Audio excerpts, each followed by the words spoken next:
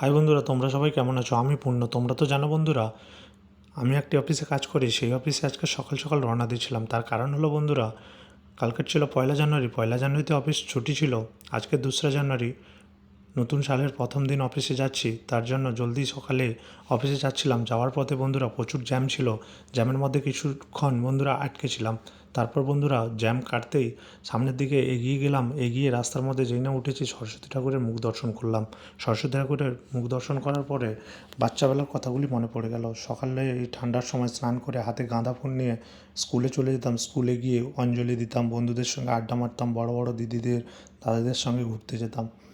এই যখনই বড় হয়েছি না বন্ধুরা, এইসব দিনগুলি যে কোথায় চলে গেল তোমাদের কি বলবো বন্ধুরা, কাদের সঙ্গে এরকম হয়েছে। অফিসের কাছে পৌঁছেই যেতে বন্ধুরা কিছু জ্যাম ছিল, জ্যাম কাটিয়ে অফিসেই চলে এলাম। কিছুদিন অফিসে বন্ধুরা কোনো স্টাফই আসেনি। তার কারণ হলো প্রচুর ঠান্ডা, আর সব পয়লা জানুয়ারি, 25শে ডিসেম্বর এইসব পড়ে গেছে। তার জন্য অফিসে অত কোনো স্টাফ আসেনি। অফিস খুলে কাকু ওখানে দাঁড়িয়েছিল। আমি অফিসের পথেই ঢুকে পড়লাম। ঢুকে দাঁড়িয়েছিলাম কিছুক্ষণ। দাঁড়ানোর পরে ব্যাগটি রেখে গাছগুলি দেখছিলাম। গাছগুলি দেখতেই দেখলাম কিছু কিছু গাছ খারাপ হয়ে গেছে, কিছু কিছু গাছগুলি ভালো আছে। তারপর বন্ধুরা উপরে যেতে দেখি ভিতরে সাফাই চলছে। তার জন্য বাইরে দাঁড়িয়েছিলাম। Bye bye.